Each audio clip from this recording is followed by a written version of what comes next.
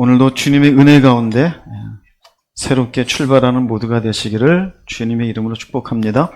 오늘 본문 말씀 보겠습니다. 요한복음 3장 22, 23절 말씀 함께 합독하겠습니다. 그 후에 예수께서 제자들과 유대 땅으로 가서 거기 함께 유하시며 침례를 베푸시더라. 요한도 살렘 가까운 에논에서 침례를 베푸니 거기 물이 많음이라. 그러므로 사람들이 와서 침례를 받더라. 네, 오늘은 예수님에 대한 세례 요한의 인식에 대해서 말씀을 나누고자 합니다. 요한복음 1장에서는 예수님이 말씀이셨고 예수님이 빛이시며 육신이 되어 은혜와 진리가 충만한, 그래서 영접하는 자에 대한 말씀이 있었습니다. 즉 세례 요한이 아닌 요한복음을 쓴 요한의 예수님이 누구신가에 대한 인식이었습니다. 요한복음 3장에는 세례 요한이 가지고 있는 예수님에 대한 인식입니다. 그럼 요한과 세례 요한이 다르냐? 이제 말씀 보시면 아시겠지만은 조금은 차이가 있지만 결국 맥락은 같습니다. 그럼 어떻게 해서 세례 요한은 예수님이 누구신에 대한 이런 말씀을 남겼는가? 또 요한은 성경을 기록하면서 세례 요한의 이런 인식을 왜 썼는가? 우리의 신앙에 필요하기 때문에. 이 세례 요한이 가졌던 예수님의 인식 또한 우리가 가져야 될 신앙의 필수 요소임을 알기 때문에 성령의 감동하심에 따라서 요한복음 3장에 기록하게 되어집니다.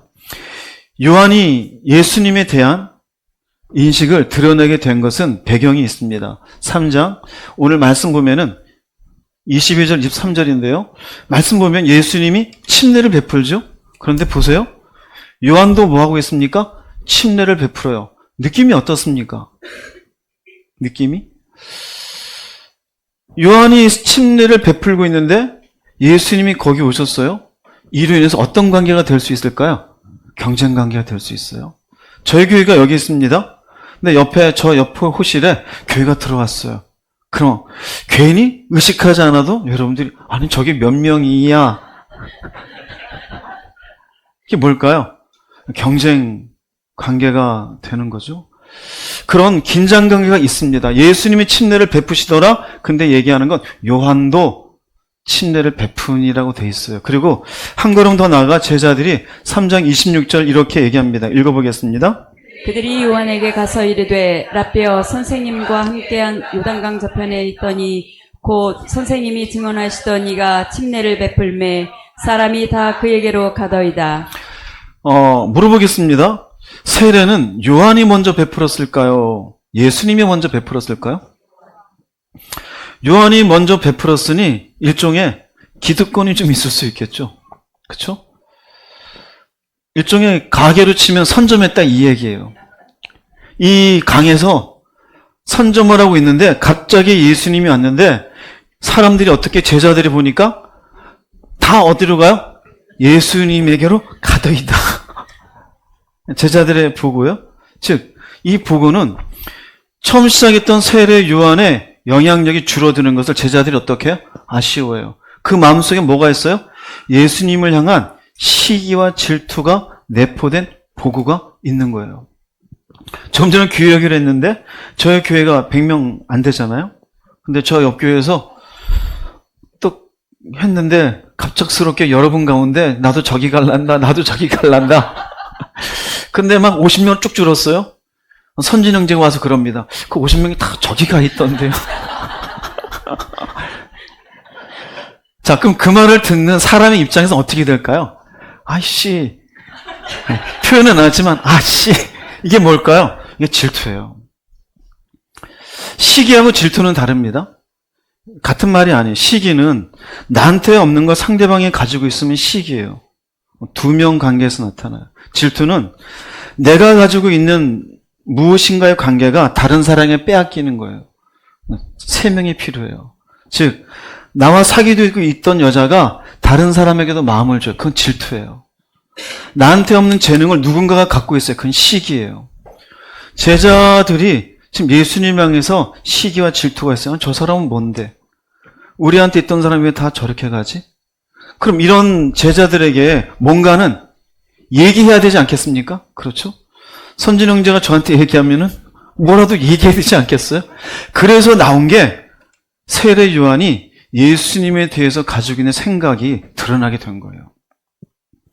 그 드러나는 모습 중에 이제 몇 가지를 말씀드릴게요. 먼저 세례 요한의 대답인데요. 하나는 하나님의 주권입니다. 굉장히 중요합니다. 요한복음 3장 27절 말씀 읽어보겠습니다. 요한이 대답하여 이르되 만일 하늘에서 주신 바 아니면 사람이 아무것도 받을 수 없느니라. 네. 하늘에서 주신 바 아니면 사람은 아무것도 받을 수 없다. 지금 질투하는 제자들이 왔고 자기의 영역은 점점 줄어들고 예수님의 영역은 점점 넓어지고 있어요. 그런데 세례 요한이 갖고 있는 이 고백을 보세요. 질투가 있어요, 없어요? 질투가 있어요? 전혀 없어요. 왜 그럴까요? 예수님의 세례를 베푸시는 사역의 주권자는 누구다?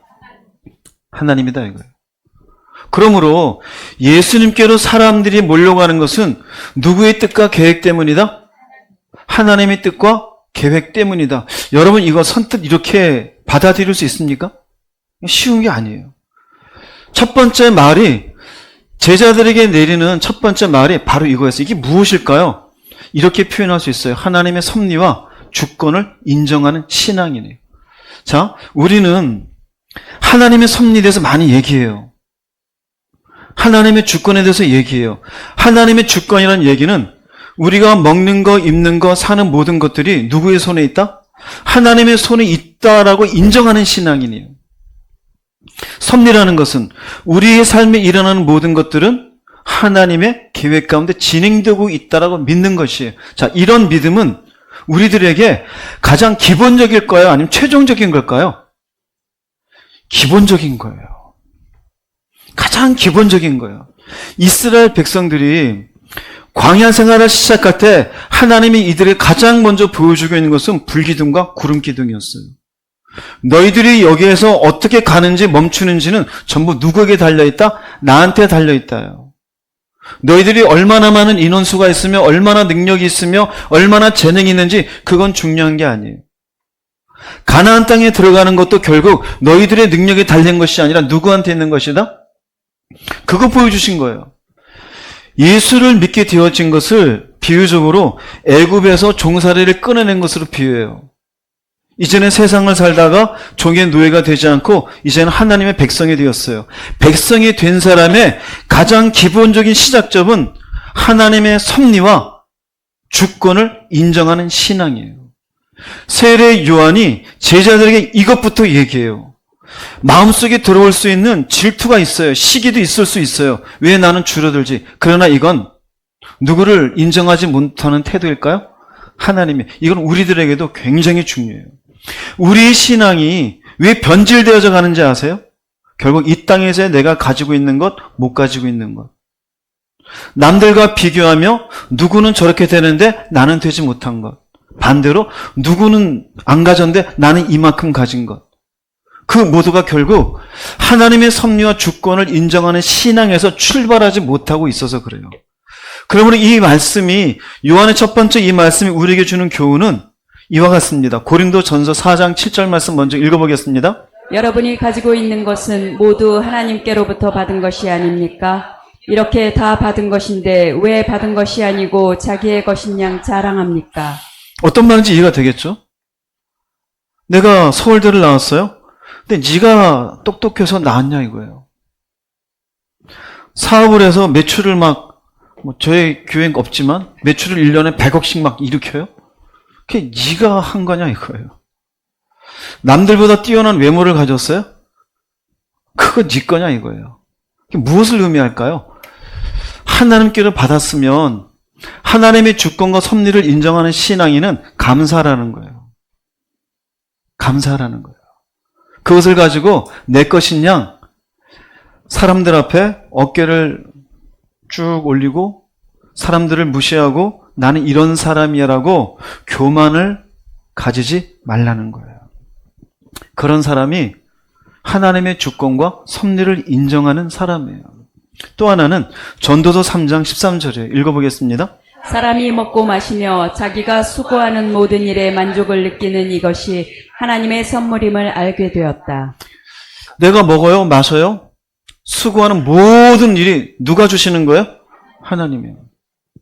자, 그러면 이것에 대해서 우리가 가져야 될 하나님의 주권과 섭리를 인정하는 사람이라면 모든 일에 무엇을 가지라는 거예요? 만족하라는 거예요.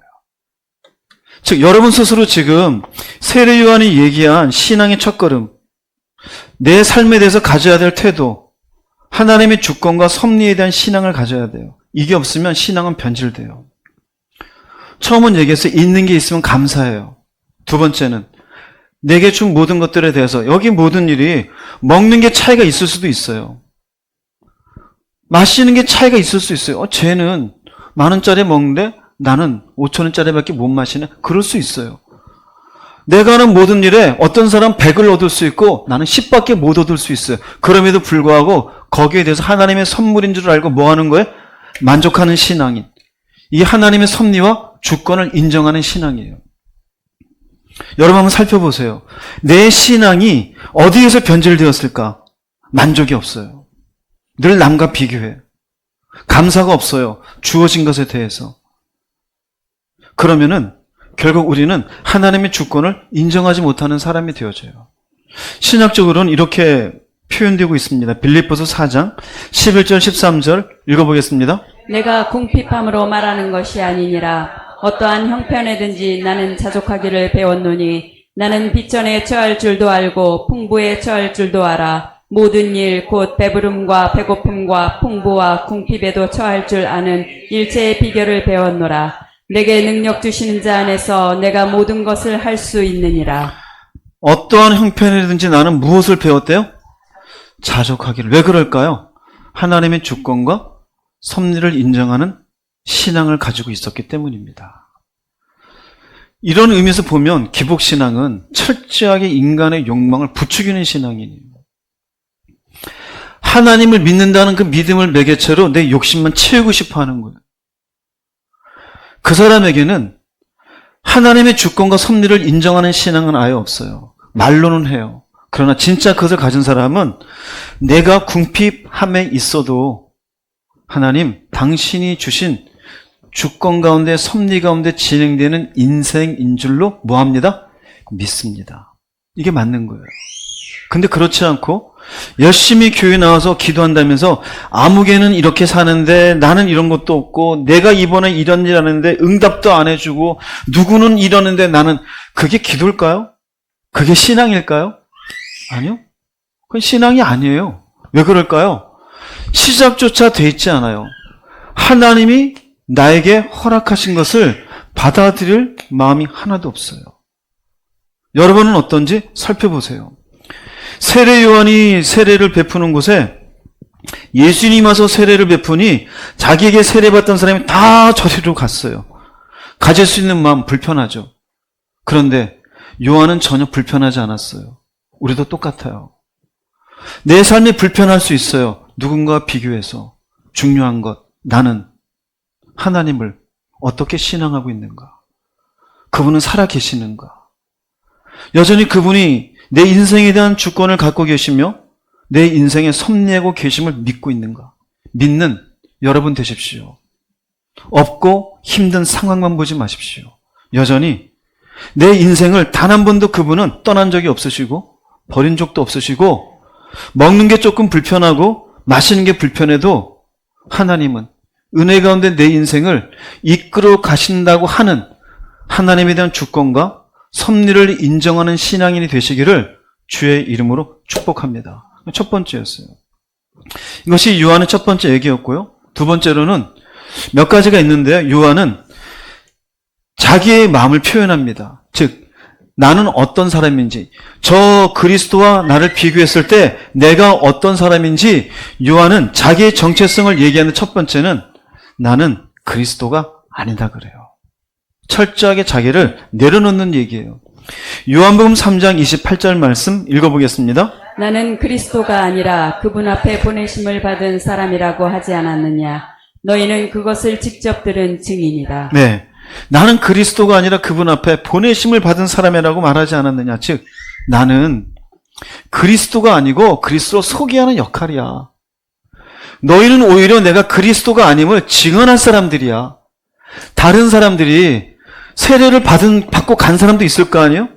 근데 그들이 얘기할 수 있잖아요. 요한의 얘기도 듣고 하면서, 야, 혹시 요한이 메시아가 아닐까? 그리스도가 아닐까? 그때 너희들은 가서 내가 메시아가 아니고 그리스도가 아니라고 증언해 줄 사람들이야. 그러니 어쩌라는 거예요? 예수님에게 세례를 받기 위해 사람들이 몰리는 것을 뭐 하지 말아라? 질투하지 말아라요. 이게 뭘까요?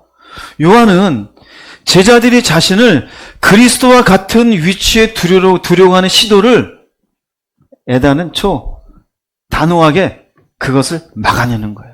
나를 그리스도의 위치에 올려놓지 말아라. 단호하게 차단하는 거예요. 나는 그리스도가 아니다. 내가 왜 그리스도냐? 사람이라는 게 그렇잖아요. 사람들에 의해서 내가 뭔가 이렇게 올라가게 되어지면 내 능력 이상의 뭔가 추앙을 받을 수도 있고 칭찬을 들을 수도 있어요. 그럴 때 스스로가 나는 이런 사람인 것 같다고 착각할 수 있잖아요. 되게 우리나라에 이렇게 등장하는 이단들 보면은요, 처음에는 하나님의 은혜 가운데 시작하다가 마치 자기가 하나님인 것처럼 착각하여 내가 예수다라고 얘기해요. 어느 순간 자기가 높아져요. 무엇을 놓친 걸까요? 위치를 놓친 거예요. 위치를 놓친 거예요. 그런데 세례 요한은 보십시오. 자기의 위치를 명확하게 해요. 나는 그리스도가 아니다. 너희들이 혹시 지금까지 나를 그리스도로 봤느냐? 그러지 마. 오히려 너희들은 나가서 내가 그리스도가 아니라고 얘기할 사람이야. 이건 우리들에게도 명확해요. 이 말씀이 지금 요한의 자기 정체성이잖아요. 그러면 우리들에게 주는 교훈, 예수 믿는 사람으로서 나도 세상을 살다 보면 여러분들 어느 위치에 있든지 어느 장소에 있든지 사람들에게 박수를 받을 수 있고 때로는 내 위치가 높아질 수도 있고 아니면 영적으로도 뭔가 내가 잘하는 듯한 생각 속에 빠질 수도 있어요. 우리 기준 중요한 첫 번째 교훈은요, 자신의 위치를 명확히 알아야 돼요. 명확히 알아야 돼요. 성도의 위치가 어딜까요? 우리는 하나님의 뭐예요? 피조물이에요. 주인이 아니에요. 그분이 창조자예요. 우린 종일 뿐이에요. 그분이 왕이시지 우리가 왕이 아니에요. 우리는 백성의 자리에 있어요. 그럼 우리는 요한같이 뭐라고 말하는 자가 되어야 될까요? 나는 왕이 아닙니다. 나는 주인이 아닙니다. 나는 창조주가 아닙니다라는 것이 성도의 정체성이 되어야 됨을 깨달으시길 바랍니다. 그런데 우리는 어떻게 살아요? 예수를 얘기하면서 내가 왕인 것처럼, 내가 주인인 것처럼, 내가 창조주인 것처럼 살아가잖아요. 그러면 내가 내 위치를 놓치고 사는 거잖아요. 그럼 이 말씀, 내 위치를 명확히 알고 하나님의 피조물이며 종이며 백성의 자리에 있다는 의미는 뭘까요? 이런 의미예요. 나는 그냥 하나님의 영광 받게 하고 그분이 사용하신 도구일 뿐인 거예요. 모든 피조물은 그래요. 하나님이 창세기 1장에서 모든 6일 동안 창조하셨어요. 근데 성경이 뭐라고요? 인간이 보기에 좋은 게 아니라 그분이 보기에 좋으신 거예요. 근데 우리는 어떻게 살아요? 내가 보기에 좋다고 이게 인생인 줄 알아요. 그리고 교회 다녀요. 뭘까요? 정체성을 잃은 성도예요. 철저하게 우리는 종된 위치에 있으며 모든 이 땅의 모든 피조물들이 하나님을 위하여 만들어져 있는데 인간만이 나를 위해서 살겠다 그래요. 그리고 교회 다녀요. 정체성을 잃고 있는 사람이에요. 그 사람은 이 말씀을 알아야 돼요. 요한이 명백하게 얘기합니다. 나는 그리스도가 아니다. 여러분은 어떻습니까? 인생의 주인이지 않습니까? 오히려 하나님이 종이지 않습니까? 삶에 뭐가 있으면은 하나님 이리 오세요. 이것 좀 도와주세요. 그것도 또 얘기하죠. 이 문제가 있으니 아무개 집사님, 아무개 권사님 이거 위해서 기도해 주세요. 잘 돼야 됩니다.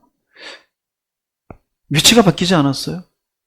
종이라면 어떻게 될까요? 이 일은 있지만 이 일을 통하여 하나님 주인된 당신이 하실 일이 있을 줄로 믿습니다. 때로는 하나님이 요구하신 일이 있으면 제가 불편하고 힘든 일이지만 그 말씀에 순종해 보겠습니다. 그럼 누가 영광 받으실까요? 하나님 영광 받으시겠죠. 그죠? 그게 우리가 성도가 가져야 될 요한은 자기 정체성 이게 첫 번째였어요.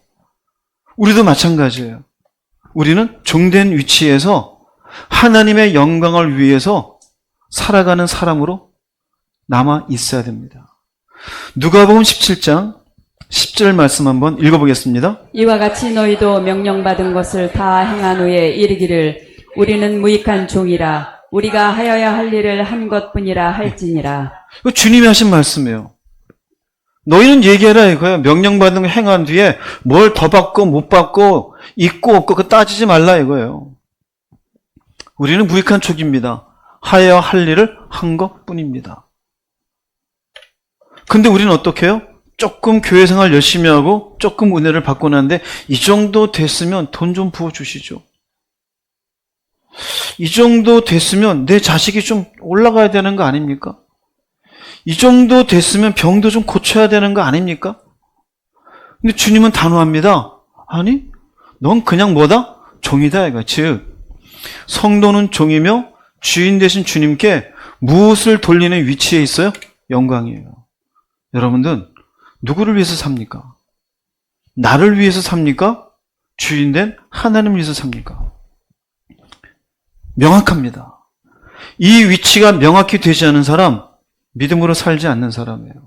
자기가 그리스도의 위치에 올라가 있는 사람입니다. 로마서 14장 7절 8절 말씀 읽어보겠습니다. 우리 중에 아무도 자기를 위해 살지 아니하고 또 아무도 자기를 위해 죽지 아니하는도다. 우리가 살아도 주를 위해 살고 죽어도 주를 위해 죽나니 그러므로 살든지 죽든지 우리가 주의 것이로다. 여기에 자기가 있어요 없어요? 요한의 자기 정체성이 나는 그리스도가 아니다라는 의미 속에는 내 인생의 중심은 내가 아니라 누구라는 거예요? 그리스도란 얘기예요. 여기에서 자기를 위해 죽지도 않고 살아도 죽어도 주를 위해 죽는다는 의미는 우리는 주의 것이다. 주의 소유잖아요. 그 주가 무슨 말이에요? 주님이란 얘기예요. 주인이에요. 주인. 그 종은 그냥 주인을 위해서 존재하는 거예요. 살아도 죽어도. 근데 우리는 어떻게 해요? 바뀌었잖아요. 살아도 나를 위해서 죽어도 나를 위해서. 주의 말씀도 나를 위해서 순종하면 하고 나를 위해서 할 만하면 하지 못하면 순종하지도 아니하고 그 사람은 정체성을 잃은 사람이에요. 바울이 로마서 이렇게 말을 쓰는 것은 결국 성도의 인생 중심은 예수 그리스도예요.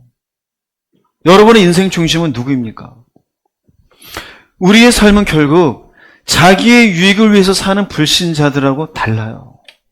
불신자들은 나를 위해서 살아요. 그런데 희한하죠? 교회에 온 분들도 나를 위해서 살아요. 예전에 교회 안 다닌 어떤 분한테 얘기 들었어요. 직장을 다니는데 그 직장 내 사무실에 예수 믿는 사람 2사람이 있대요. 그 인간들 보니까 교회 갈 마음이 싹 사라진대요. 얼마나 실리적인지 모른대요. 같이 사무실에 있으면은 청소를 누가 하는지 남이 이렇게 지정하지 않았지만 먼저 뭔가 수고하는 모습들 다 알까요? 모를까요? 알죠. 근데 그 2사람은 철저하게 발을 뺀대요.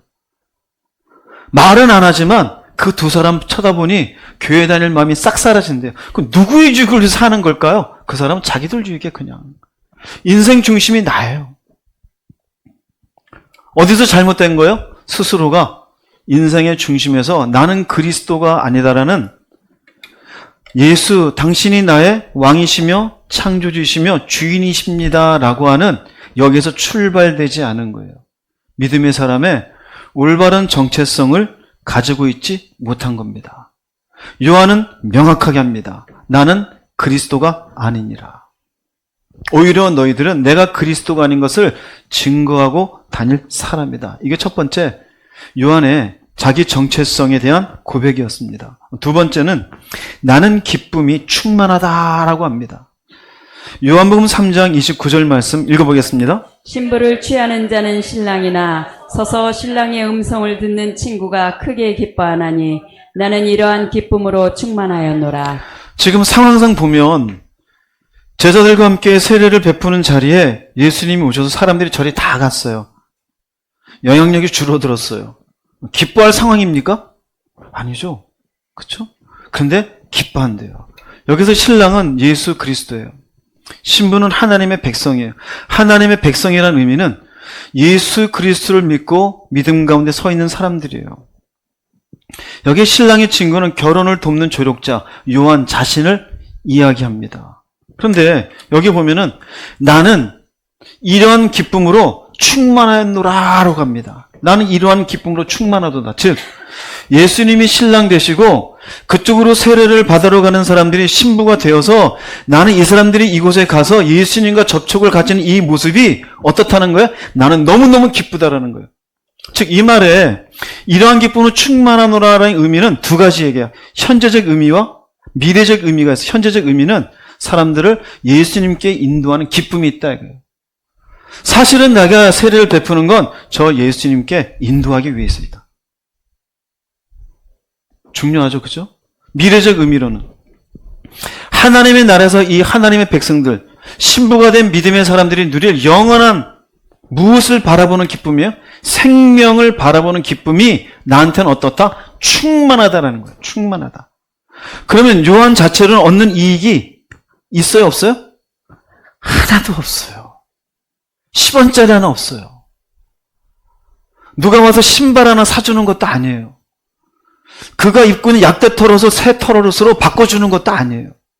근데 그 마음속에는 기쁨으로 충만하대요. 이것 또한 우리들에게 중요합니다. 내가 예수를 믿고 믿음 가운데 살아가는 동안 우리에게 세례 요한과 같은 기쁨이 무엇일까요? 돈 버는 거예요? 승진하는 겁니까? 건강하게 한 100살을 사는 걸까요? 이것이 우리에게 주는 충만한 기쁨은요, 성도는 예수님을 모르는 사람이 그분을 믿을 때 함께 기뻐하는 심령을 가진 사람이에요. 할렐루야? 왜 그럴까요? 내가 그 기쁨이 있으니까요. 기쁨이 없는 사람은 그 기쁨을 모르니까요. 예수를 인정하지 않던 사람이 예수를 인정해요? 근데 내 마음속에 인정하든 말든 그게 과연 가능할까요? 예를 들어 볼게요. 우리나라의 대기업 LG, 삼성이 있어요. 내가 거기 들어 입사할 때 얼마나 기쁘겠어요. 그렇죠? 그런데 내가 아는 누군가가 뭐 후배일 수도 있겠고 사촌일 수도 있겠고 한 1, 2년 뒤에 그 힘든 과정을 거쳐서 입사했어요.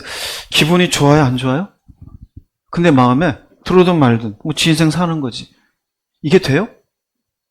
왜 기쁠까요? 들어와 보니 좋은 걸 알기 때문에. 우리가 왜 기쁠까요? 예수를 믿는 그 속에 담겨진 보물이 얼마나 귀한지 뭐하기 때문에? 알기 때문에. 야, 이 사람도 이제 이것을 함께 누리는 사람이 되었구나. 생명을 누리는구나.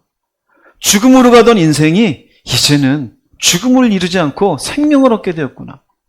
심판을 받을 운명이었는데 와, 이젠 심판받지 않겠구나. 이제는 마침내 하나님의 나라에서 나와 함께 시간을 보낼 수 있겠구나. 기쁠까요? 안 기쁠까요? 기뻐요.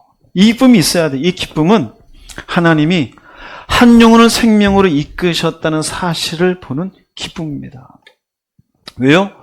나도 하나님의 생명을 얻었다는 그 기쁨이 내 안에 있을 때 이것으로 인하여 얻는 수많은 영적 유익을 누리고 있기 때문에 이제 당신도 내가 왜 예수라고 얘기했는지 알겠죠? 이게 얼마나 귀한 건지 기쁘지 않습니까? 그럼 그 사람이 이제 알겠어요. 이제 죽음이 두렵지 않아요. 이제 심판받지 않고 이제는 생명을 얻을 걸 생각하니 너무나 기뻐요. 그 순간 함께 기뻐할 줄 아는 그 사람이 성도다 이거예요. 할렐루야. 그게 기쁨이다 이거예요. 누가복음 15장 7절에서 주님이 이렇게 말씀합니다. 읽어보겠습니다. 내가 너희에게 이르노니 이와 같이 죄인 한 사람이 회개하면 하늘에서는 회개할 것 없는 의인 99으로 말미암아 기뻐하는 것보다 더하리라. 네, 내가 이 땅에서 누군가가 하나님께로 인도되었어요. 생명 얻었어요. 그런데 주님 뭘 했냐면요, 죄인 한 사람이 회개하면 하늘에서도 기뻐한대요. 하늘에서 기뻐하는 존재가 누구일까요? 하나님과 천사들이에요. 한 영혼이 돌아오는 것을 크게 기뻐해요. 자, 이거는 이렇게 여러분들이 이 기쁨이 내 안에 있지 않으면 절대 알지를 못해요. 우리는 항상 이 땅을 살면서 물질적인 것들에 대해서 아니면 눈에 보이는 무엇인가가 소유가 생기든지 영역이 내가 넓어지든지 성취하든지 이런 것들에 익숙해져 있어요. 그런데 은혜의 영역, 하나님 나라의 영역, 영적인 영역은 전혀 물질적인 것과 관계가 없어요. 이건 오로지 믿음으로 볼 수 있는 거예요. 자, 여기에서 명확하게 하나의 시금석이 생겨요. 올바른 하나님의 성도가 기뻐하는 그 기쁨의 근거가 무엇이냐? 내게 생명이 주어지고 생명을 취하는 인생이 되었다는 것을 기뻐하는 사람은 올바른 하나님에 대한 정체성 가진 사람이에요. 그런데 천국이고 생명이고 나발이고 돈도 없는데 그게 뭐 중요하냐? 그 사람은 잘못된 사람이에요. 잘못된 사람이에요. 그런 사람은 당장 누군가가 교회 안에서 예수를 믿고 회개하고 거듭나고 이제는 내가 하나님을 보게 되었습니다. 막 그렇게 해도 알게 뭐야. 오늘도 피곤해 죽겠는데. 내 인생은 왜 이렇게 무거워? 뭐만 보고 있어요? 눈에 보는 현실적 문제만 보고 있어요. 즉, 이 말씀은 우리의 눈에 보이고 손으로 잡을 수 있는 물질적인 것에 우리의 마음이 중심을 붙잡히지 아니하고 하나님 앞에 우리의 영혼이라는 것이 얼마나 귀한 것을 깨닫고 그 영혼이 누릴 생명의 무게를 가슴에 품고 살아가는 사람이란 얘기예요. 지금 우리는 이 땅에 살고 있어요. 이 땅을 살면서 삶에 문제가 있어요. 해결해야 될 책임이 있으며 그 문제를 해결을 통해 또 인생을 살아가야 되는 시간이 남아있어요. 그러나 그런 것도 중요하겠지만 내 속에 그걸 누릴 수 있는 힘이 되어지는 것은 비록 삶이 힘들지라도 이 삶이 끝난 뒤에 주님은 내게 생명을 약속하셨다. 그걸 생각하면 힘든 지금의 현실을 웃으면서 지나가게 돼요. 사람이 내게 뭐라 그래도 그것으로 인하여 괜찮다는 마음으로 지나가게 돼요. 질병이 있어도 생명을 바라볼 때 육체의 질병보다 내 영혼의 생명이 더 크기 때문에 주님 앞에 괜찮습니다. 나는 가겠습니다. 주님 앞에. 이게 가능해져요. 이건 무게가 어디 있는 겁니까?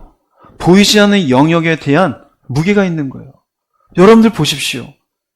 성도의 진짜 정체성은 뭘까요? 누구든지 예수 안 믿는 사람도 돈이 많이 생기면 좋아해요.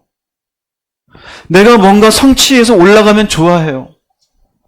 누구보다 내가 편안한 인생을 살면 다 좋아요. 그건 예수 믿는 사람이든 예수 믿지 않는 사람이 똑같아요. 그럼 우리의 정체성은 뭐가 돼야 될까요? 무너졌어도, 남들보다 힘들게 살아도, 때로는 질병이 있어도 나는 당신과 다릅니다. 당신이 보지 못하는 것 나는 보고 있습니다. 당신이 가지지 못한 것 나는 가지고 있습니다. 당신이 웃지 못할 것 내게는 웃음의 근거가 있습니다. 생명입니다. 그러므로 누군가가 예수 그리스도를 믿고 회개하고 돌아오게 되어지면 정말 기쁘겠습니다. 나도 너무 기쁩니다. 여러분에게 이 마음이 있기를 바랍니다. 로마서 5장 2절 말씀 읽어보겠습니다. 우리는 하나님의 영광에 참여할 희망 가운데서 기뻐하고 있습니다. 지금 우리는 기뻐하고 있는 거예요. 삶이 기분 좋아서 기뻐하고 있는 게 아니에요. 즉, 성도는 하나님의 나라에 들어간 소망 안에서 지금 현재 뭐하고 있는 사람들이다? 기뻐하는 사람이에요. 물론 그렇다고 정신 나간 사람들 하하하하 이러고 돌아다닌다는 게 아니에요. 이 기쁨이 빼앗기지 않아요. 이 기쁨이 쪼그라들지 않아요. 때로는 이런저런 여러 가지가 있어도 그것 때문에 내가 해결해야 될 신경은 쓸지 모르지만 그래도 생명을 생각하면 오히려 생명의 힘이 삶의 문제를 더 넓게 포용하는 걸 발견하게 되어져요. 그래서 기쁨을 놓치지 않아요. 여러분, 이 기쁨이 있기를 바랍니다. 언젠가는 우리는 이 기쁨을 누릴 사람이에요. 그것을 믿고 그 기쁨에 충만한 사람이 요한과 같이 성도로서의 자기 정체성을 바르게 가지고 있는 사람입니다. 첫 번째는 요한이 얘기합니다. 나는 그리스도가 아니다. 나는 기쁨이 충만하다. 대단하죠? 세 번째 이야기합니다. 나는 쇠하여야 하리라. 유명한 말이죠. 요한복음 3장 30절 말씀 읽어보겠습니다. 그는 흥하여야 하겠고 나는 쇠하여야 하리라 하니라. 흥하다라는 말은 아욱산어인데요. 증가다, 커지다요. 근데 여기에 보면은 야 하겠고 그래요. 데이라는 말인데요. 이거 영어의 must예요. 반드시 뭐뭐 해야 된다. 즉 그분은 반드시 흥해야 된다 이거예요. 즉 이 말은 예수를 따르는 사람들이 늘어나고 구원의 역사는 더욱더 반드시 확장돼야 된다 이거예요. 그럼 반면에 나는 쇠해야 되리라. 쇠하다는 말은 감소하고 줄어들다. 이 말은 내 존재와 영향력은 반드시 어떻게 해야 된다? 줄어들어야 된다 이거예요. 이게 쉬울까요? 쉬울까요? 일종의 요한도 인생이잖아요. 누구든지 우리 속에는 죄성 중에 하나는 인정욕구가 있잖아요. 사람들에게 보란듯이 나도 이런 사람이야. 다 있잖아요. 성공하고 싶은 게 왜 있을까요? 인정받고 싶으니까요. 나름대로 자기 나이에 따라서 이런 것 이루어야지. 왜 그럴까요? 그나마 인정을 받을 수 있는 체면의 어떤 위치에 가고 싶은 거예요. 그런데 요한은 얘기합니다. 나름대로 요한은 세례를 하면서 존재감을 빛내고 있었는데 오히려 뭐라 그래요? 나는 반드시 내 영향력은 줄어들어야 된다. 성도의 삶은 불신자의 삶과 완전히 다른 거예요. 내가 예수를 믿지 않을 때 모든 인간은 나라는 사람을 발산하고 싶어요. 증명하고 싶어요. 그래서 우리가 뭔가를 하게 되면 친구를 만나서 봤냐? 내가 한 거? 자랑하게 되어져요. 아니면 누군가에게 얘기는 하지 않더라도 어깨에 힘을 주게 돼 있어요. 그게 전부 뭘까요? 나라는 사람을 증명하고 싶은 거예요. 증명이 뭐가 있을까요? 증명하기 위한 욕망이 있어요. 그게 어쩌면 우리들을 하여금 살게 하는 동기일지 몰라요. 그러나 그건 불신자의 동기예요. 요한에 의하면 요한의 세례를 추구하는 이 동기는 무엇이었을까요? 반드시 나를 통하여 예수께서 점점점 영향력을 가지게 되는 게 요한에게는 목표였어요. 이를 위해서 세례를 주고 있었던 겁니다. 자, 그러면 예수를 믿기 전엔 이런 말은 말도 안 되는 얘기죠. 예수를 믿었어요. 요한은 이것을 자기의 정체성으로 삼았어요. 예수를 믿는 우리에게 이 말씀을 적용하자면 우리에게 교훈이 되는 건 뭘까요? 성도라는 사람은 내 욕망을 치우기 위한 인생이 되는 게 정체일까요? 절대 그럴 수가 없겠죠. 반드시 예수 믿는 사람은 예수님이 영광 받으시며 기뻐하시는 인생이 돼야 되는 거예요. 할렐루야. 내가 기뻐하는 인생이 아니에요. 오히려 나를 통하여 그분의 이름이 드러나며 그분이 증명이 되어지며 그분의 영광이 되어지는 인생이 반드시 어떻게 돼야 돼요? 반드시 그렇게 돼야 돼요. 이게 성도의 정체성이에요. 예수를 믿은 사람은 그래서 내가 먹든지 마시든지 무엇을 하든지 하나님의 영광을 위해 하라는 말 앞에 아멘하게 되는 거예요. 왜 그럴까요? 그게 우리의 정체성이니까. 근데 우리는 어떻게 살아요? 안 그렇잖아요.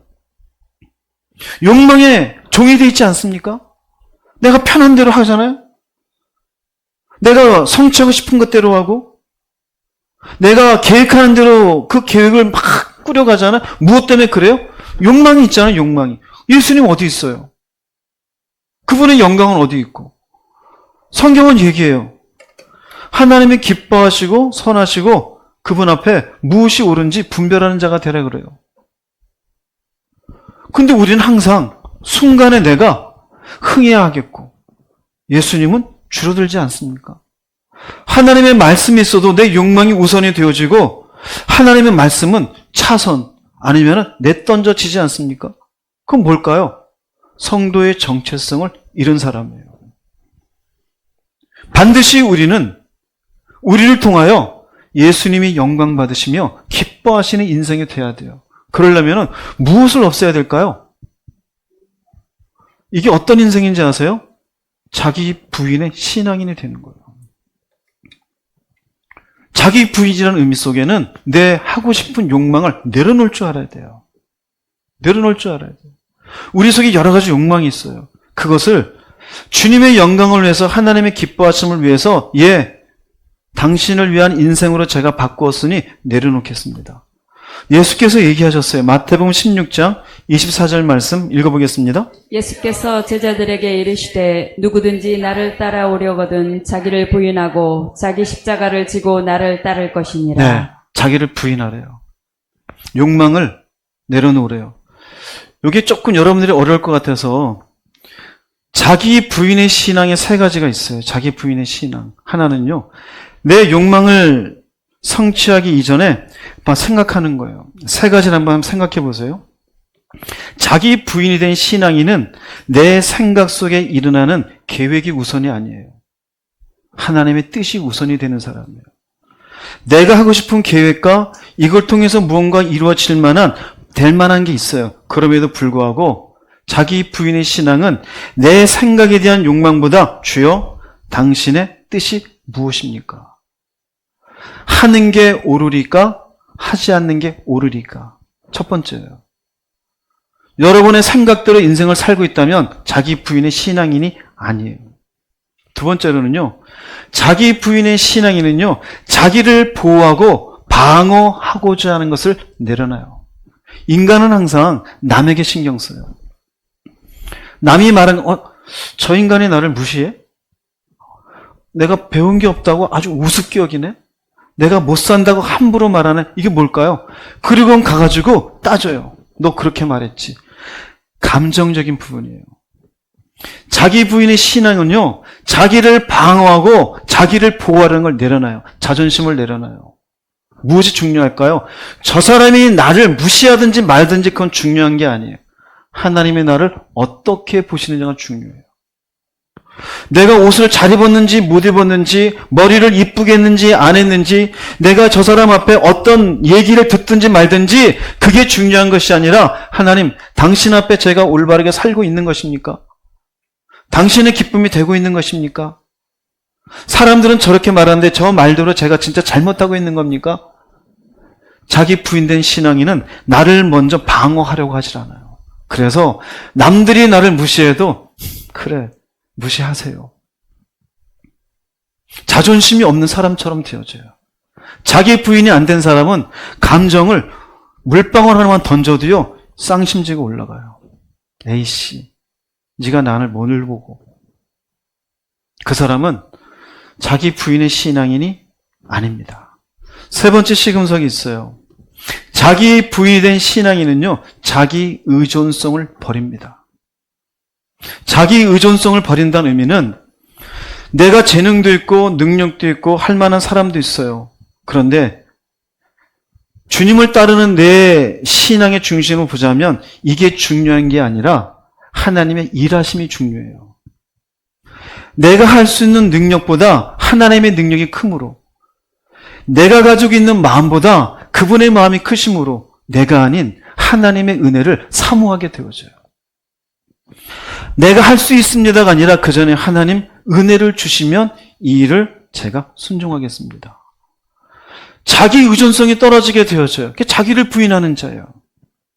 그래서 자기를 부인한 사람의 특징은요, 나라는 얘기보다 하나님이란 말이 더 주어로 나와요. 자기 부인이 안 된 사람은요, 내가 많이 나와요. 내가 알고 있는 친구가 있는데, 내 옛날에 동창이 있는데, 내가 이런 일들을 했는데, 내가 이런 자격증을 가지고 있는데, 내가 이렇게 일을 처리했더니 내가 주어가 되어져요. 그건 아직 자기 중심적이며 자기 의존적인 사람이에요. 자기 부인이 안 된 사람입니다. 자기 부인이 된 사람은요, 나라는 주어는 빠져요. 하나님이에요. 하나님이 이런 결과를 주셨습니다. 하나님이 이 사람을 만나게 해주었습니다. 하나님이 이 직장에 다니게 해주셨습니다. 하나님이. 자, 그러면은 내 영향력이 늘어나게 될까요? 내 영향력은 줄어들게 될까요? 그리고 누가 영광을 받으시게 될까요? 하나님이에요. 내 생각이 아닌 하나님의 계획을. 내 감정, 사람들이 내게 뭐라는 게 중요한 게 아니라 하나님이 나를 어떻게 보시는지. 자기 의존성은 내려놓고 하나님의 은혜를 기대고 있는 그 사람은 철저하게 자기를 부인하는 사람이에요. 이 사람은 자기의 욕망을 채우기 위해서 가라 그래도 갈 수가 없어요. 이 사람은 철저하게 내 인생을 통하여 하나님 당신이 영광을 받으시며 당신의 기뻐하시고 선하시고 올바른 뜻이 무엇인지를 구하는 자가 되어져요. 그러니 이 사람은 누구를 따라가는 사람이 될까요? 주님을 따라가는 사람이 되어져요. 여러분 어떤지 보세요. 자존심 강하죠? 그렇죠? 성교회 모임을 가지다가도 내 의견에 반발 조금 나오면 인상 쓰죠? 뭘까요? 아직 부인이 안 됐어요. 자녀하고 얘기하다가도 뭔가 자녀가 말대꾸 하면 그러지 않아요. 건방지가 엄마가 얘기하는데 함부로 말 대꾸하고. 이 사람 회개하세요. 엄마한테는 대꾸라고 말하지만 자기 의견을 표현한 거예요. 자기 감정이 나쁘다고 왜 대꾸라는 용어를 써요? 자녀는 자기 의견을 표현도 못합니까? 결국 뭐예요? 부인이 안 되는 거예요. 가장 가까운 사람에게 자기 감정이 약한 사람들 많아요. 남편에게, 아내에게. 아무것도 아닌, 교회에서는 아주 예수님 같아요. 근데 집에만 가면은 조금만 말하면 걱정이 돼. 혹시 또 걸렸나? 왜 그래요? 부인이 안 되는 거예요. 여러분이 어떤 위치에 있든지 하나님의 은혜를 구하세요. 왜요? 내가 존중받고 내가 높아지는 인생이 아니라 하나님이 영광을 받는 인생이 되는 것이 우리의 정체성이기 때문입니다. 빌립보서 1장 20절, 21절 말씀 읽어보겠습니다. 내가 바라고 또 바라는 것은 어떠한 상황에서도 그리스도를 배신하지 않는 것입니다. 지금처럼 항상 용기를 가지고 살든지 죽든지 그리스도를 높이기 원합니다. 나는 그리스도를 위해 사는데 목적을 두고 있기 때문에 죽는 것도 내게는 유익합니다. 자기 부인의 대표적인 말씀이에요. 대표적인 말씀이에요. 어떠한 상황에서도 뭐 하지 않아요? 배신하지 않죠. 배신하지 않는다는 의미는 뭘까요? 그리스도를 높이기를 위해서 살아가는 게 배신하지 않는 거예요. 그럼 배신하는 것은 조금 어렵다고 내가 그건 배신하는 거예요. 아니면 조금 재능이 있다고 내가 재능이 있고 내가 지혜가 있고 내가 능력이 있고 내가 배운 게 있고 언어적 능력이 있고 외모가 괜찮고 그건 배신하는 사람. 근데 이 사람 뭐라고 얘기합니까? 그리스도를 위해 사는데 목적을 두고 있다 이거예요. 이게 요한의 고백과 똑같은 거예요. 그는 흥하여야 하겠고 나는 뭐하리라? 쇠하여야 하리라. 바울도 이렇게 얘기했어요. 그럼 우리도 똑같아요. 예수를 믿은 이후에 그는 누구일까요? 나를 통하여 예수가 흥해야 될 것이고 나라는 인간은 쇠하여 하리라. 이것이 여러분에게 올바른 정체성의 한 부분이 되기를 주의 이름으로 축복합니다. 반드시요. 예수를 믿으면서 우리는 내가 자꾸 올라가려고 그래요. 내가. 여러분 나중에 집에 돌아가셔서 부부관계라면은 얘기를 하세요. 자꾸 내가가 많으면 오늘 목사님이 얘기하지 않았느냐. 내가를 주어로 많이 삼지 말고 하나님을 주어로 삼는 사람이 되어라. 하나님이 되십시오. 감정이 약하지 마세요. 그놈의 개딱지 같은 자존심 버리십시오. 사람들이 나를 비웃든 말든 저는 이단 소리도 들었어요. 바보 같다는 얘기 들었고요. 똥꼬집이라는 얘기도 들었고요. 별로 안 좋은 얘기 많이 들었어요. 신경 쓰지 않아요. 어느 단체에 모임 갈 때 양복을 안 입었어요. 뒤에서 수근거려요. 뭔 목사가 넥타이도 안 했어. 웃었어요. 예, 미안합니다. 그게 중요합니까? 여러분들이 지나가다 저한테 개새끼라고 해보세요. 인상 쓸지 안 쓸지 신경 쓰지 않아요. 하나님이 나한테 어떻게 바라보시는지, 하나님 앞에 어떻게 살아가는지, 그게 우리에게 좀 더 중요한 정체성이에요. 자, 요한은 이렇게 세 가지를 얘기합니다. 나는 그리스도가 아닙니다. 나는 신랑과 신부가 이렇게 만나서 신랑이 신부를 취하는 기쁨이 나는 충만합니다. 구원의 기쁨이죠. 그리고 세 번째입니다. 그는 흥해야 하고 나는 쇠해야 합니다. 철저하게 하나님 중심의 사람인 것을 볼 수가 있어요. 이렇게 자기 정체성이 무엇인지를 이야기한 뒤에 드디어 요한은 예수님이 어떤 분인지에 대해서 또 한마디 더 합니다. 그 세 번째 이제 언급인데요. 제자들에게 예수님이 세례 주는 걸 질투하게 되는 제자들에게 이제 세 번째 하는 얘기는 예수님의 말씀은 진리다 그럽니다. 요한복음 3장 31절 32절 읽어보겠습니다. 위로부터 오시는 이는 만물 위에 계시고 땅에서 난 이는 땅에 속하여 땅에 속한 것을 말하느니라. 하늘로부터 오시는 이는 만물 위에 계시나니 그가 친히 보고 들은 것을 증언하되. 네, 위로부터 오시는 이가 있고 땅에서 난 이가 있어요. 여기에 위로부터 왔다는 얘기는 위로부터 오시는 이는 예수님이셔요. 그런데 여기 보면은 위로부터 오시는 이가 만물 위에 계시다는 의미는 그분은 위에 계셔서 하나님과 같은 능력과 권위를 갖고 계시는데 그분이 친히 보고 들은 걸 어디에서 봤을까요? 하늘에서. 하늘에서. 하늘에서 모든 것들을 친히 보고 들은 것을 증언하니 증언은 즉 하나님 무엇이 될까요? 진리 그 자체이다는 거예요. 세상에 수많은 가치관들이 있어요. 사람은 이렇게 살아야 되고 인간관계 이렇게 그건 진리가 아니에요. 왜요? 하늘에서 온 게 아니에요. 왜 진리냐?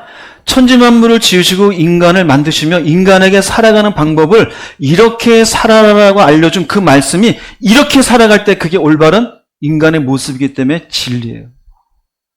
인간끼리 모여서 얘기해요. 이래도 되고 저래도 되고 이래도 되고 저래도 되고. 봅시다. 땅에서 나니. 세례 요한이에요. 땅에서 나니는 땅에 속한 것만 말해요. 이 말의 의미는 인간일 뿐이고 땅의 사고방식과 한계를 벗어날 수 있다 없다? 없어요. 철학을 수천 년을 연구해도 그건 땅의 철학일 뿐이에요.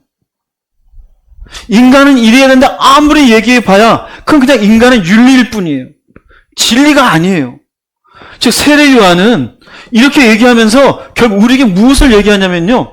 인간은 아무리 지혜로울지라도 이 땅에 무엇에 불과하다? 그냥 지혜이지 진리는 아니에요. 오직 예수님만이 절대적인 진리의 근원이다. 왜 그래요?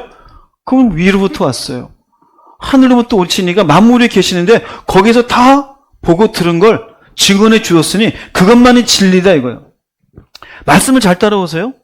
지금 세례 요한이 세례를 주고 있다가 질투하고 있는 제자들에게 예수님이 이 세례를 하는 근원이 무엇인지 그 자신에 대해서 온전히 이야기하고 그 다음 하는 건 세례를 베푸는 입만 다물고 계십니까? 아니죠. 말씀하시잖아요. 천국이 가까이 왔느니라. 회개하라. 그리고는 우리가 알고 있는 마태복음 5장에 나오는 그 산상수훈은요. 세례가 끝나고 난 사람들을 모아놓고 하신 설교의 내용이에요. 그런 내용이 지금 세례 요한이 자기를 따르고 있는 제자들에게도 오히려 뭐라느냐? 내가 하는 말은 그냥 이 땅의 사고방식을 벗어날 수 없다 이거예요. 굉장한 거죠. 그런데 예수님이 하시는 말씀은 진리 그 자체이시다. 그러니 나랑 비교할 수 있다 없다? 비교할 수 없다 이거예요. 그래서 한마디 예수님이 진리, 말씀이 진리인 것을 또 더합니다. 34절 말씀 읽어보겠습니다. 하나님이 보내신 이는 하나님의 말씀을 하나니 이는 하나님이 성령을 한량없이 주심이니라. 즉 예수님께서는 성령을 제한 없이 받으셨기 때문에 주님의 말씀은 신뢰할 수 있는 진리다 이거예요. 성령은 진리의 영이잖아요. 세상의 논리를 알려주며 세상에 사는 방식을 가르쳐주는 게 아니잖아요. 그는 진리의 영이에요. 하나님이 누구이시며 예수가 누구이시며 우리가 믿음으로 사는 것이 무엇인지를 알려주시는 분이셔요. 근데 한량없이 받았으니 예수님이 하시는 말씀은 틀림없는 진리이다. 또 한마디 합니다. 요한복음 3장 35절 말씀 읽겠습니다. 아버지께서 아들을 사랑하사 만물을 다 그의 손에 주셨으니 만물을 다 그의 손에 주셨다는 의미는 예수는 만물에 무엇이 되어져요? 주권자이 돼. 그냥 너희들은 눈으로 보기 사람으로 보이냐? 아니다 이거예요. 그분은 주권자이다. 그러므로 주권자이시니 그분의 말씀은 절대적인 권위와 능력이 있다. 세례를 베풀고 있는 예수님을 향해서 질투를 하고 있는 제자들에게 자신이 어떤 인간인지도 이야기하고 예수님이 하시는 말씀에 대해서 이렇게까지 얘기해 주어요. 너희는 토달지 마. 그분은 권위가 있으신 분이고 그분에 비하면 나는 이 땅에 지식에 불과하고 지혜에 불과한 얘기고 너희들은 절대적으로 그분 앞에 이렇게 저렇게 토달지 말아라. 그리고는 얘기합니다. 이렇게 얘기하고 예수님 말씀 진리이고 이제 하고 싶은 얘기를 해요. 이런 진리인데 인간들은 진리의 말씀에 대해서 두 가지 반응으로 나옴을 얘기합니다. 세례 요한이 하는 얘기입니다. 요한복음 3장 32절 말씀 읽어보겠습니다. 그가 친히 보고 들은 것을 증언하되 그의 증언을 받는 자가 없도다. 증언하되 이건 진리잖아요. 이 증언을 주님의 진리의 말씀을 받는 자가 없도다. 하나는요. 예수님의 진리의 말씀을 받아들이지 않는 사람들이 있다 이거예요. 왜 그럴까요? 땅의 지혜로 이해가 안 되므로 못 믿겠다라는 거예요. 자, 조금 전에 얘기했죠. 이 땅에선 아무리 똑똑해도 이건 지혜일 뿐이에요. 근데 주님이 하시는 말씀은 어디에서 보고 들은 거예요? 땅에 있는 지혜로 하늘에서 보고 들은 걸 얘기하면 이해할 수 있어요, 없어요? 어떻게 이해해요? 여러분들이 지나가는 개미한테 개미야 인간의 삶을 얘기하면 개미가 똑똑한 인간이 됩니까? 이해할 수가 없어요. 개미야 지금 거기로 가면 안 돼. 이렇게 돌아가. 개미가 그래요? 이해해요? 내 가는 걸음을 다 하시는 아무개님이요 고맙습니다 그럽니까? 그건 믿음의 영역이에요, 여러분. 믿음의 영역이에요. 근데 우리는 어떻게 해요? 이해하려고 그래요. 이런 사람이 있다 이거예요. 증언을 못 받아들이겠다 이거예요. 예수님이 2000년 전에 나를 위해 돌아가신 것 이해하려고 그러면 그거는 불가능해요. 죽었는데 사흘 만에 일어나셨다? 그걸 어떻게 이해해요? 하나님이 천지 만물을 창조하셨다? 그거 이해해요? 이해 못하는 교회 안에 많은 성도들도 진화론을 믿는 성도들 얼마나 많아요. 왜 그래요? 이해 못하니까. 그리고는 진화론을 설명하는 것도 보면서 맞아, 그렇지, 수억만 년 전에 그랬대지. 그런 기독교인들 얼마나 많아요. 왜 그럴까요? 말씀으로 창조된 것이 모여지지 않으니까, 믿어지지 않고 이해가 안 되니까요. 주님이 주신 진리의 영역은 믿음의 영역이지 이해의 영역이 아니에요. 그래서 요한도 예수님에 대해서 요한복음 1장은 요한의 예수님에 대한 이해라 그랬잖아요. 요한복음 1장 5절에 빛이 어둠의 빛이 돼. 어둠이 뭐하더라? 깨닫지 못하더라 그래요. 우리 교회 가운데도 그래요. 이렇게 수많은 말씀들을 알려드려요. 그런데 이해 못하겠다 그래요. 이해하라고 주는 말입니까? 믿으라고 주는 말씀이지. 그럼 믿음이 없으면 어떻게 될까요? 물과 성령으로 거듭나야 되잖아요. 성령님께 구해야 돼요. 이 말씀에 대한 믿음이 없으니 겸손한 마음으로 믿음을 구하세요. 어느 순간 성령이 여러분들의 그 가난해진 마음속에 믿음을 허락해 줌을 깨달으시기 바랍니다. 자, 진리의 말씀이에요. 예수님의 말씀. 여기 한 사람은 두 가지 반응인데 한 사람은 난 못 믿겠다. 아니 이해하지 못하니까. 그리고 또 한 사람의 반응이 있어요. 33절 말씀 읽어보겠습니다. 그의 증언을 받는 자는 하나님이 참되시다는 것을 인쳤느니라. 자, 그럼 여기에 증언을 받는 자라면 어떤 사람일까요? 예수님의 무엇을? 진리를 믿는 사람이에요. 진리를 믿는 사람이에요. 근데 하나님이 참되시다는 인쳤느니라. 하나님은 참되다는 의미는 하나님은 그 진리의 말씀을 전했는데 그 진리는 거짓이 없어요. 그 진리는 어떻게 할 만하다? 신뢰할 만하다 이거예요. 그런데 인쳤대요. 인쳤다란 말은 에스프라 기겐이라는데요. 원래 이 말은 스프라 기조입니다. 근데 지난주도 말씀드렸는데 현재 완료예요. 애자가 붙고 겐으로 붙게 되어지면은 현재 완료형이 되어져요. 즉 그의 증언을 받는 자는 하나님이 말씀이 거짓이 없고 신뢰할 만하다는 사실을 일정한 시점에서부터 지금까지 어떻게 했어요? 확증하고 증명하고 있다입니다. 할렐루야? 이해되세요? 이걸 풀어드릴게요. 어떤 말이냐면 진리를 믿는 순간 하나님은 참되시다는 확증이 시작돼요. 이해가 아닙니다. 믿는 순간이에요. 진리가 믿어져요. 예수님의 십자가 믿어지는 순간 하나님은 살아계시구나. 믿어졌어요? 안 믿어졌어요? 확증이 돼요. 하나님은 정말로 거짓이 없으시고 거룩한 하나님이구나. 확증이 되어져. 그 다음 중요합니다. 믿는 순간을 끝나는 게 아니에요. 진리에 순종하며 살아갈 때 그 확증이 삶 속에서 어떻게 된다? 증명되는 거예요. 대개 교회 안에 많은 사람들이 여기에만 멈춰요. 믿는 순간. 성경은 어떻게 해요? 지금도 순종하며 살아갈 때 그분의 확증이 증명된다. 즉 진리의 말씀에 대한 두 가지 반응이 돼. 두 번째, 증언을 받는 자는 지금도 이 확증 속에 살아가는 사람이 하나님을 증명하고 살아간다라는 거예요. 그렇지 않겠어요? 나 예수 믿어 하는데 지금 거짓말하고 살아요. 오늘 요한의 자기 정체성에 의하면은 그분은 흥해야 된다는데 내가 잘되기만을 위해서 살아가요. 과연 주변 사람들이 예수 잘 믿는다라고 그 사람에게서 하나님 발견할까요? 내가 왕된 입장에서 내가 주인된 입장에서 내 마음대로 결정하고 살아가는 그 사람이 주님을 증명하고 살아갈까요? 하나님을 살아갈 수가 없죠. 그래서 둘 중에 하나라는 거예요. 결국 증언을 받지 않는 자와 증언을 받는 자예요.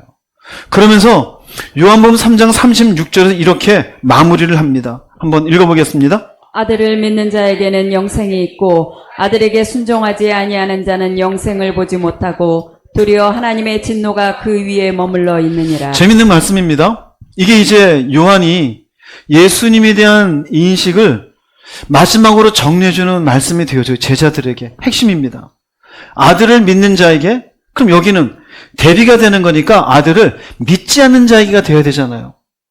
조금 전에 말씀드렸죠? 조금 전에 말씀드리기를 말씀에 대한 두 가지 반응이 있는데 순종하는 자와 순종하지 않는 자가 있잖아요. 말씀을 받는 자와 말씀을 받지 않는 자. 받는 사람은 순종하는 사람이었죠. 지금도 여기 똑같아요. 무슨 말이냐? 아들을 믿는 자는 아들에게 순종하는 사람이에요. 아들에게 순종한다는 것은 아들의 무엇에 순종하는 걸까요? 말씀에. 아들의 말씀에 순종하는 것은 즉 누구의 말씀일까요? 예수님의 말씀에 순종하는 사람이에요. 반대로 아들에게 순종하지 않는 사람은 아들의 무엇에 순종하지 않을까요? 말씀에 순종하지 않아요? 아들의 말씀에 순종하지 않는 사람은 주님의 진리의 말씀에 순종하지 않는 사람이에요? 진리의 말씀에 순종하지 않는 사람은 아들을 믿는 사람일까요? 아닐까요? 아니에요. 그 말이에요. 근데 우리는 어떻게 생각해요? 나 믿는다요. 그럼 어떻게 살아요? 순종하지 않고 살아요. 성경은 명확해요. 자, 이 말씀을 이제 지금까지 하신 말씀을 드린 말씀을 정리해 드릴게요. 즉 아들을 믿는 자에게는 영생이 있다는 의미는 예수님의 말씀에 순종하며 살아가는 사람은 생명 안에 있어요. 미래적으로 하나님 나라에서 영원한 생명이 주어져요. 아들을 믿는 자, 지금 믿고 있는 현재 분사예요. 믿고 있는 사람이에요. 즉 말씀에 순종하며 사는 사람이에요. 반대로 아들에게 순종하지 않는 사람, 이 사람은 예수님의 말씀에 불순종하며 살아가는 사람이에요. 왜 불순종할까요? 정체성이 무너졌어요. 자기가 그리스도인 줄 알아요. 주인인 줄 알아요. 아니, 자기는 구원받은 그냥 기쁨도 없어요. 하나님의 영광은 없어요. 나나 영광받고. 당연히 말씀에 순종될까요? 지금의 말씀에 불순종하며 살아가게 되어져요. 그럼 두 가지가 이 사람에게 두 가지가 내려지게 되죠. 하나는 영생에 참여 못해요. 구원 못 받습니다. 지금 인생 재밌죠? 불순종하는 거. 당신은 절대로 생명에 참여할 수 없습니다. 근데 하나님의 진노가 그 위에 머물러 어떻게 해요? 머물렀었습니까? 머물러 있는 겁니까? 현재도 하나님의 진노가 그 위에 머물러 있어요. 지금은 인생이 재밌죠? 근데 하나님이 진노가 준비됐어요. 이 말의 의미는요, 지금 심판이 준비되어 있어요. 예수 믿는다고 말했지만 예수님의 말씀에 순종하지 않고 사는 사람은요, 지금 심판이 준비되어 있고 내일이라도 당신이 죽으면 심판입니다. 영생이 없습니다. 우린 불순종을 가볍게 여겨요. 세례 요한의 얘기입니다. 예수님에 대한 세례 요한의 인식이에요. 두 사람이 있다 이거예요. 결국 그 예수께 말씀을 받아들이지 않는 사람, 그 말씀을 받아들이는 사람. 근데 믿는 우리 기독교인들 중에 나 믿는다라고 착각하는 사람이 있어요. 믿는 사람은 순종하는 사람이에요. 과거에 믿었었다? 그건 의미가 없어요. 현재적으로 지금 말씀에 불순종하며 살아가고 있다라면 심판이 준비되어 있고 그 심판의 효력은 지금도 여전히 그 사람 위에 머물러 있는 것이에요. 자, 이런 말씀을 통해 세례 요한은 무엇을 얘기할까요? 잘 따라와 보세요. 질투하고 있는 제자들이 있습니다. 요한의 눈으로 봤을 때 영적인 눈이 없어요. 인간적인 관점으로만 경쟁관계를 생각하고 질투하고 있는 제자들이에요. 먼저 이 세례 사역에 대해서 이야기해 주어요. 그건 하나님의 주권이다. 그리고는 조금 넘어오면은요, 먼저는 그리고 그분이 세례하면서 사람들에게 전하는 말씀은 무엇이다? 진리이다. 그 왜 진리이냐? 하늘에서 보고 들은 것을 전하기 때문이다. 이것을 받아들이고 순종하여 살면 무엇이 주어진다? 영생이 있다. 그 자기는 얘기해요. 나는 이것을 소개하는 사람이다. 그러므로 그분은 흥해하고 나는 뭐 해야 된다? 쇠해야 된다. 나를 그리스도라고 생각하느냐? 나는 아니야.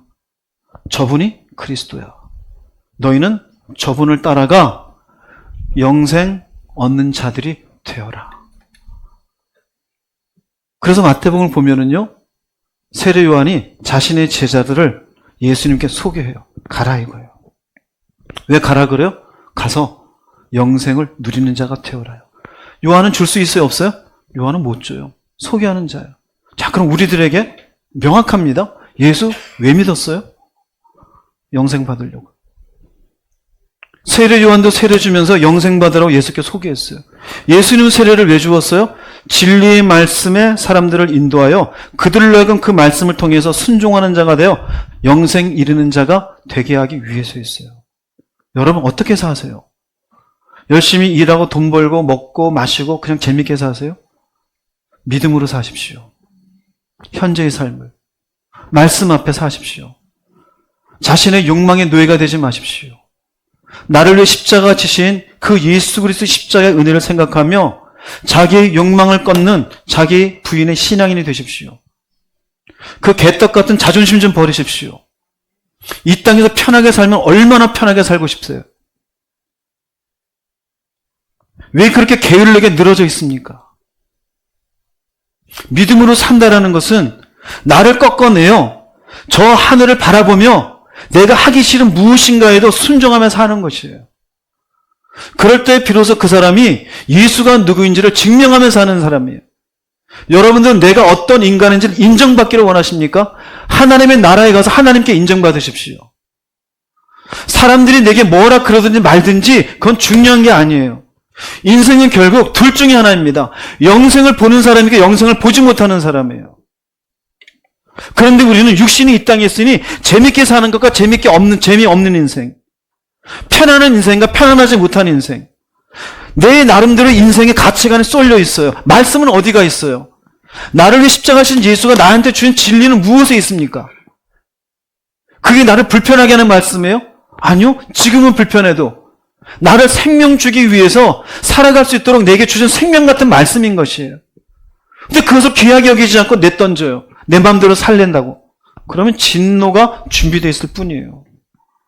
세례 요한은 그걸 얘기하는 겁니다. 단순한 세례가 문제가 아니라 예수가 어떤 분인지 마침내 인간에게 주기를 원하는지 너희들은 그 아들을 믿는 자가 되어라. 그리고 영생 얻는 자가 되어라. 여러분도 마찬가지입니다. 삶의 문제도 있죠. 고민도 있죠. 재밌게 살고 싶죠. 자존심도 지키고 싶죠. 폼나고 싶죠. 내려놓으십시오. 영생을 향한 폼은 안 나지만 기쁨과 은혜가 충만한 진리 가운데 살아가는 모두가 되기를 주의 이름으로 축복합니다. 결론을 내리겠습니다. 마태복음 3장 11절 12절 읽어보겠습니다. 나는 너희로 회개하게 하기 위하여 물로 침례를 베풀거니와 내 뒤에 오시는 이는 나보다 능력이 많으시니 나는 그의 신을 들기도 감당하지 못하겠노라. 그는 성령과 불로 너희에게 침례를 베푸실 것이요 손에 키를 들고 자기의 타작마당을 정하게 하사 알곡은 모아 곳간에 들이고 쭉정이는 꺼지지 않는 불에 태우시리라. 요한의 고백입니다. 마태복음에 나오는 요한이 말합니다. 나는 그의 신을 들기도 감당하지 못하겠노라. 인간이다 이거예요. 우리도 마찬가지예요. 하나님이 보이지 않다고 우습게 여기지 마세요.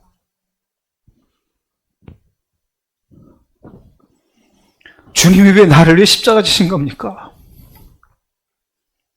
여러분이 뭔데요? 내가 뭔데요? 근데 함부로 주님 앞에 머리를 들이대고 내 마음대로 살겠대요. 예수가 누구인지 알았던 요한은 나는 함부로 그의 신을 들게도 감당하지 못하겠다 그래요? 우리는 얼마나 교만합니까? 얼마나 함부로 삽니까? 그런데 인생은 결국 둘 중에 하나로 결정돼요. 하나는 알곡이고요. 하나는 쭉정이에요. 요한의 고백이에요. 언제 결정될까요? 죽은 뒤에요. 무엇으로 결정될까요? 지금 내가 살아가는 믿음의 삶을 통해서요. 어떻게 삽니까? 세상이 여러분에게 주어진 가치가 진리입니까? 여러분의 정욕이 진리의 길입니까? 여러분의 자존심이 하나님의 영광인 것입니까? 이 땅에서 머리가 되는 것이 예수님 십자가 지신 목적인 것입니까? 내가 뭔데요? 죽음은 먼지에 지나지 않는 인생인데요. 가지고 있는 것, 누리고 있는 것, 내가 입고 있는 것, 그게 뭔데요? 편하게 누워있는 것, 그게 뭔데요? 하나님의 영광과 무슨 관계가 있습니까? 진리에 순종하십시오. 욕망을 꺾으십시오. 자기를 쳐서 복종시키십시오. 주님이 왜 그 하나님의 귀한 보좌를 버리시고 나를 위해 오셨을까요? 여러분, 알곡으로 사는 자가 되라라고요. 사는 자가 되십시오. 이 땅의 삶이 긴 것 같습니다. 그러나 결국은 끝이 납니다. 어느 순간 그분 앞에 서서 여러분이 알곡이 되어 곡간으로 들어가는 영생을 누리는 순간 깨달을 겁니다. 진리는 진리였구나. 그러나 이 땅에서 편한 인생을 살겠다며 예수는 믿었으나 불순종 가운데 살았던 사람 깨달을 겁니다. 진리의 말씀이 맞구나. 내가 꺼지지 않는 불에 던져지는구나.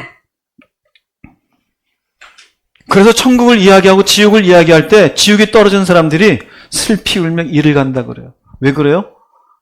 차마 이럴 줄 몰랐다 이거예요. 여러분, 이 땅에 태어난 여러분의 머리로 진리를 측량하려고 하지 마십시오. 주님의 십자가를 묵상하세요. 왜 나를 위해서 그분이 피 흘리셨는지. 예수를 믿는다는 건 단순한 종교적인 문제가 아닙니다. 내가 알곡이 되느냐 쭉정이가 되느냐, 사는 자가 되느냐 죽는 자가 되느냐, 중요한 둘 중에 하나의 인생을 선택하는 것이에요. 여러분, 예수 잘 믿었습니다. 그 믿음을 가지고 똑바로 사십시오. 세례 요한이 제자들에게 하는 말입니다. 언젠가 우리에게 둘 중에 하나로 여러분의 눈앞에 펼쳐질 겁니다. 그 펼쳐지는 그날 후에 막급한 이를 가는 인생이 되지 마시고 진리 가운데 사는 것이 얼마나 감사하고 다행이었는지 모른다라는 감사의 인생으로 주님 앞에 서는 자 모두가 되기를 주의 이름으로 축복합니다. 기도하시겠습니다.